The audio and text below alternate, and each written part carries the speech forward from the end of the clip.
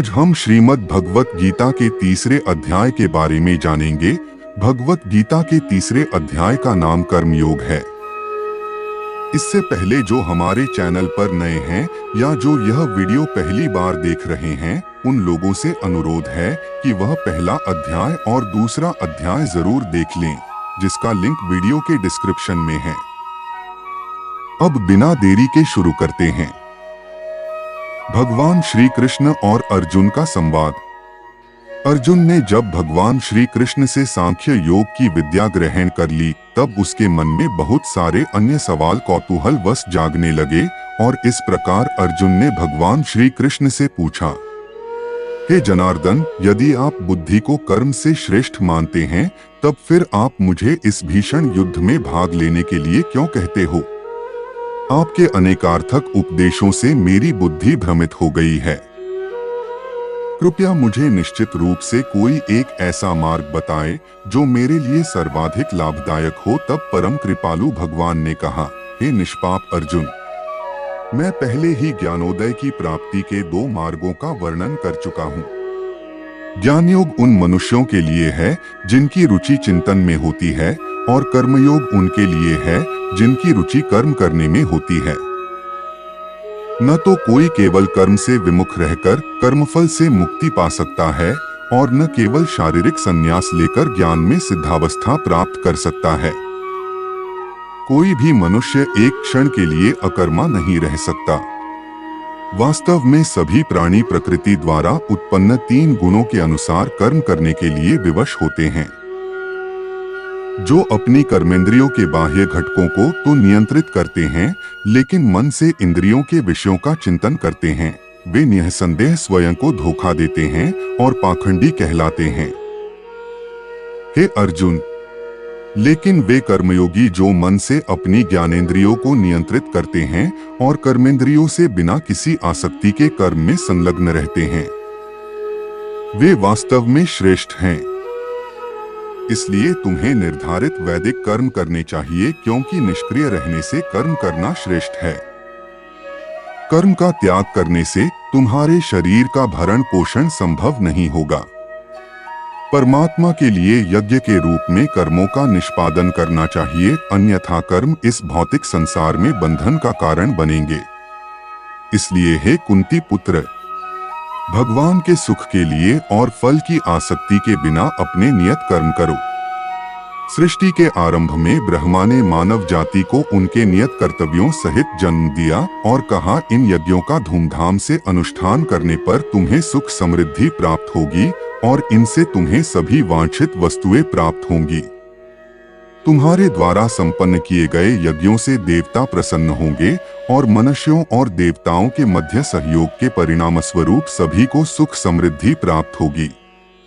तुम्हारे द्वारा संपन्न यज्ञों से प्रसन्न होकर देवता जीवन निर्वाह के लिए वांछित आवश्यक वस्तुएं प्रदान करेंगे, किंतु जो प्राप्त उपहारों को उनको अर्पित किए बिना भोगते हैं, वे वास्तव में चोर हैं। आध्यात्मिक मनोवृत्ति वाले जो भक्त पहले यज्ञ में अर्पित करने के पश्चात भोजन ग्रहण करते हैं, वे सभी प्रकार के पापों से मुक्त हो जाते हैं, किंतु जो अपनी इंद्रिय तृप्ति के लिए भोजन बनाते हैं, वे वास्तव में पाप अर्जित करते हैं। सभी लोग अन्न पर निर्भर हैं और अन्न वर्षा से उत्पन्न होता है। वर्षा यज्ञ का अनुष्ठान करने से होती है और यज्ञ निर्धारित कर्मों का पालन करने से संपन्न होता है। वेदों में सभी जीवों के लिए कर्म निश्चित किए गए हैं और वेद परब्रह्म भगवान से प्रकट हुए हैं। परिणाम स्वरूप सर्वव्यापक भगवान सभी यज्ञ कर्मों में नित्य व्याप्त रहते हैं। हे पार्थ, जो मनुष्य वेदों द्वारा स्थापित यज्ञ कर्म के चक्र का पालन करने के अपने दायित्व का निर्वाहन नहीं करते, वे पाप अर्जित करते हैं। वे केवल अपनी इंद्रियों की तृप्ति के लिए जीवित रहते हैं, वास्तव में उनका जीवन व्यर्थ ही है। लेकिन जो मनुष्य आत्मानंद में स्थित रहते हैं तथा जो प्रबुद्ध और पूर्णतया आत्म संतुष्ट होते हैं, उनके लिए कोई नियत कर्तव्य नहीं होता।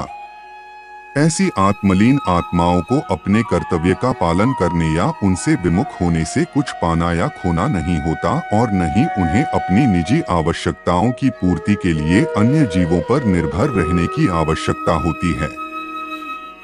अतः आसक्ति का त्याग कर अपने कार्य को कर्तव्य समझकर फल की आसक्ति के बिना निरंतर कर्म करने से ही किसी को परमात्मा की प्राप्ति होती है।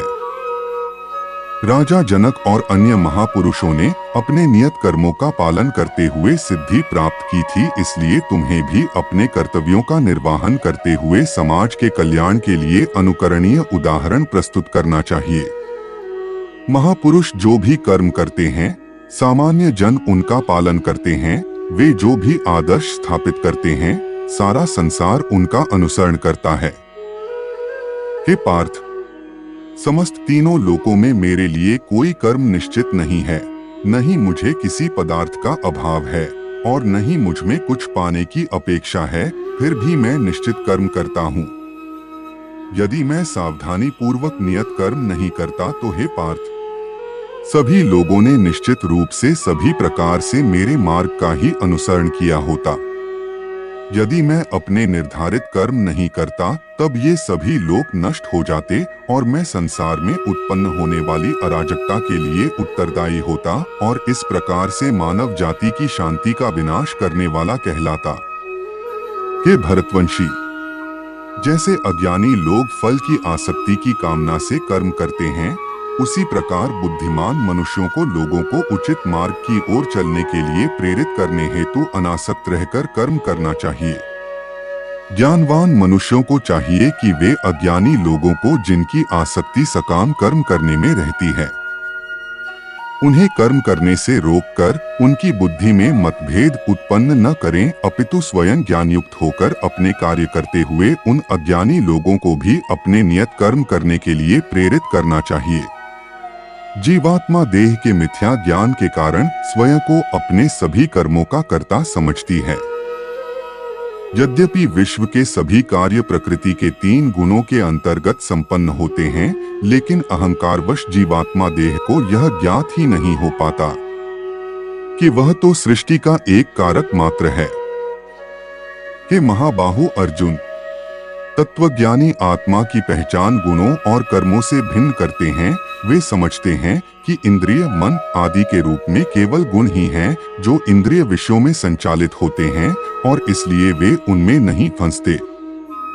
वे मनुष्य जो प्रकृति के गुणों के प्रभाव से मोहित होकर फल प्राप्ति की कामना के साथ अपने कर्म करते हैं, लेकिन बुद्धिमान पुरुष जो इस परम सत्य को जानते हैं, उन्हें ऐसे अज्ञानी लोगों को विचलित नहीं करना चाहिए जिनका ज्ञान अल्प होता है। अपने समस्त कर्मों को मुझको अर्पित करके और परमात्मा के रूप में निरंतर मेरा ध्यान करते हुए कामना और स्वार्थ से रहित होकर अपने मानसिक दुखों को त्याग कर युद्ध करो। जो मनुष्य अगाध श्रद्धा के साथ मेरे इन उपदेशों का अनुपालन करते हैं और दोष दृष्टि से परे रहते हैं, वे कर्म के बंधनों से मुक्त हो जाते हैं। किंतु जो मेरे उपदेशों में दोष ढूंढते हैं, वे ज्ञान से वंचित और विवेकहीन होते हैं। इन सिद्धांतों की उपेक्षा करने से वे अपने विनाश का कारण बनते हैं। बुद्धिमान लोग भी अपनी प्रकृति के अनुसार कार्य करते हैं, क्योंकि सभी जीव अपनी स्वाभाविक प्रवृत्ति से प्रेरित होते हैं। किसी को दमन से क्या प्राप्त हो सकता है? इंद्रियों का इंद्रिय विषयों के साथ स्वाभाविक रूप से राग और द्वेष होता है, किंतु मनुष्य को इनके वशीभूत नहीं होना चाहिए, क्योंकि ये आत्म कल्याण के मार्ग के अवरोधक और शत्रु हैं। अपने नियत कार्यों को दोष युक्त संपन्न करना अन्य के निश्चित कार्यों को समुचित ढंग से करने से कहीं अधिक श्रेष्ठ होता है। वास्तव में अपने कर्तव्य का पालन करते हुए मरना दूसरों के जोखिम से युक्त भयावह मार्ग का अनुसरण करने से श्रेयस्कर होता है। अर्जुन ने कहा, हे वृषणवंशी, श्री कृष्ण, इच्छा न होते हुए भी मनुष्य पापजन्य कर्मों की ओर क्यों प्रवृत्त होता है? ऐसा प्रतीत होता है कि उसे बलपूर्वक पाप कर्मों में लगाया जाता है। परमात्मा श्री कृष्ण कहते हैं, अकेली काम वासना जो रजोगुण के संपर्क में आने से उत्पन्न होती है और बाद में क्रोध का रूप धारण कर लेती है, इसे पाप के रूप में संसार का सर्वभक्षी शत्रु समझो। जैसे अग्नि धुएं से ढकी रहती है, दर्पण धूल से आवृत रहता है तथा भ्रूण गर्भाशय से अप्रकट रहता है, उसी प्रकार से कामनाओं के कारण मनुष्य के ज्ञान पर आवरण पड़ा रहता है। हे कुंती पुत्र, इस प्रकार ज्ञानी पुरुष का ज्ञान भी अतृप्त कामना रूपी नित्य शत्रु से आच्छादित रहता है, जो कभी संतुष्ट नहीं होता और अग्नि के समान जलता रहता है। इंद्रिय, मन और बुद्धि को कामना की प्रजन भूमि कहा जाता है, जिनके द्वारा यह मनुष्य के ज्ञान को आच्छादित कर लेती है और देहधारियों को मोहित करती है। इसलिए हे भरतवंशियों में श्रेष्ठ, प्रारंभ से ही इन इंद्रियों को नियंत्रण में रखकर कामना रूपी शत्रु का वध कर डालो, जो पाप का मूर्त रूप तथा ज्ञान और आत्मबोध का विनाशक है। इंद्रियां स्थूल शरीर से श्रेष्ठ हैं और इंद्रियों से उत्तम मन, मन से श्रेष्ठ बुद्धि और आत्मा बुद्धि से भी परे है। इस प्रकार हे महाबाहु, आत्मा को लौकिक बुद्धि से श्रेष्ठ जानकर अपनी इंद्रिय, मन और बुद्धि पर संयम रखो और आत्मज्ञान द्वारा कामरूपी दुर्जय शत्रु